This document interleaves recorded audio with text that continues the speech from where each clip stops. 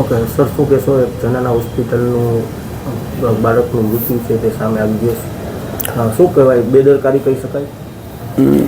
જનાના હોસ્પિટલમાં રાજકોટની અંતર્ગત સિવિલ હોસ્પિટલ અંતર્ગત જે જનાના હોસ્પિટલ છે આમાં ગોંડલથી એક 3 માસનું બાળક 19મી તારીખે ત્યાં દાખલ થઈ હતું અને જ્યારે દાખલ થયું ત્યારે ડૉક્ટરની કહેવા મુજબ જ્યાં સુધી મારી વાત થઈ છે આનું ઝાડા ઉલટી એટલે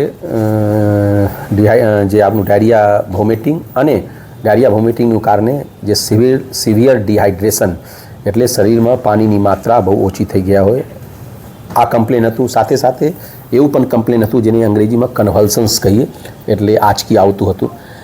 ત્યારે આની દાખલ કરવામાં આવ્યું અને દાખલ કરવા પછી આપના જે પેડિયાટ્રિક્સ વિભાગ છે આમાં એમ્સ જે દિલ્હી છે આમાં જેવી રીતે પ્રોટોકોલ ફોલો થાય છે એવી રીતે પ્રોટોકોલ આપણા અહીંયા સારવારનો કરીએ છીએ.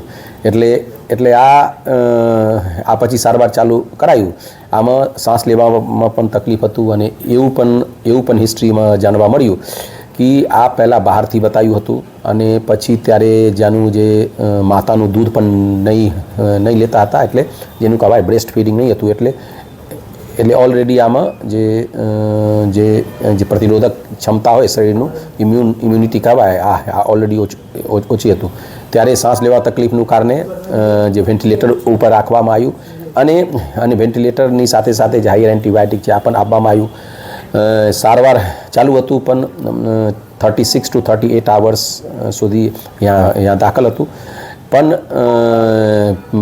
પણ આનું બધું સારવાર કરવા છતાં અનફોર્ચ્યુનેટલી આનું ડેથ થયું છે અને જે મૃત્યુનું કારણ જે અત્યારે કહેવામાં આવ્યું છે આમાં મેનિન્જાઇટિસ એટલે બાળકની માતાનો એવો આક્ષેપ છે કે જનાના હોસ્પિટલમાં દાખલ કર્યા બાદ આ મૃતક છે તેનું મૃત થયું છે. શું એટલે મારા ધ્યાનમાં આ વાત આવ્યું છે અને આ ધ્યાન ઉપર અત્યારે જે છે હું HODને પણ અહીંયા બોલાવ્યું છે અને નર્સિંગ ઇન્ચાર્જને પણ બોલાવ્યું છે અને રાઇટિંગમાં પણ ખુલાસા પૂછવામાં આવ્યું છે અને ખુલાસામાં મને શું આવે છે આ મારે જોવાનું છે અને પછી આ ઉપર જે નિયમ પ્રમાણે છે કદાચ બેદરકારી જે નર્સિંગ સ્ટાફનું હોય ડૉક્ટરનું હોય તો પેરામેડિકલનું સ્ટાફ હોય તો કાયદેસર આ ઉપર મારે પગલાં લેવાનું છે.